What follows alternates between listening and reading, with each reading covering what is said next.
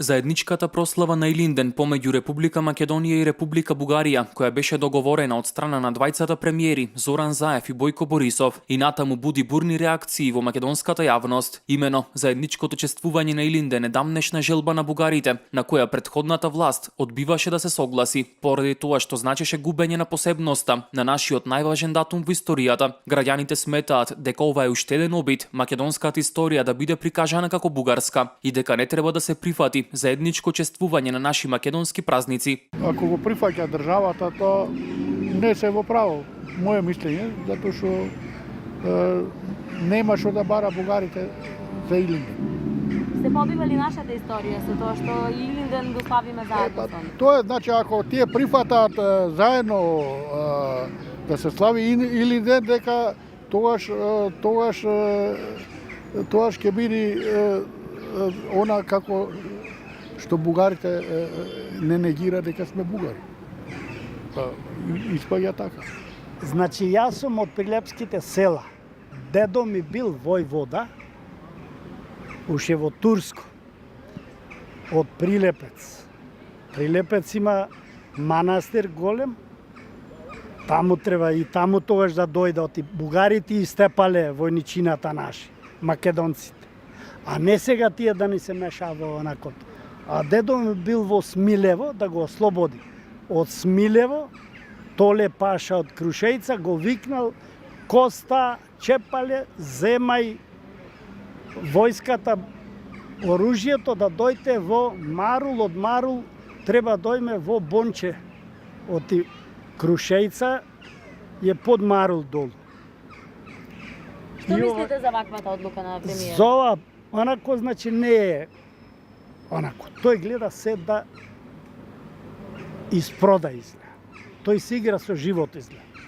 Историчарот Александар Литовски, говорејќи на оваа тема пред 3 години за Радио Слободна Европа, истакнува: се работи за одредена преслика на голема бугарска стратегија од пред 100 години за претопување на македонците кон голема Бугарија. Ваквите иницијативи треба да се примаат со голема резерва и воопшто не треба да се влегува во некакви големи заеднички прослави од едноставна причина, што ако ја загубиме македонската историја, го губиме македонскиот идентитет. Не знам како би изгледало тоа чествување кога бугарите упорно тврдат дека македонците се бугари и дека Илинденското востание и еден куп историски настани и личности се бугарски. Дали ни е треба попатно со чествувањето да се сложиме дека нашите предци биле бугари и дека во крајна линија ние денес аналогно на тоа треба да сме бугари, прашува историчарот Литовски. Ваквиот став денеска историчарот Литовски не сакаше да го коментира. Денеска на оваа тема реагираа и од ВМРО ДПМН, изразувајќи загриженост од како што велат нетранспарентноста и леснотијата со која Заев пристапи на едно исклучително сериозно прашање, како што е склучувањето на договорот со Бугарија.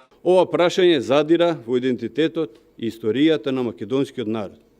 И многу неодговорно е истото да се третира на ниво на секојдневна пресконференција и без сериозна анализа и без пошироки консултации. Да се најави потпишување на договор кој експертите го работеа долго време. Имаше многу отворени прашања по кои двете страни не можеа да најдат заеднички јазик. ВМРО ДПМН бара увид во тоа што Заев договорил при посетата на Софија. Македонскиот народ бара увид во содржината на договорот која што Заев се согласил да ја потпише. Ваквите теми кои задираат во идентитетот на македонскиот народ не смее да биде ексклузивен интерес ниту на Зоран Заев, ниту на СДС. Во текот на официјалната посета на Бугарија, премиерот Заев заедно со неговиот бугарски колега Борисов положија цвеќе пред споменикот на цар Самуил во Софија, а како потврда на пријателството, истакнаа дека во договорот стои по една улица во Скопје и во Софија да ги носат имињата на поранешните претседатели на Бугарија Желју Желев и на Македонија Борис Трајковски, истакнувајќи ја средбата како историски момент.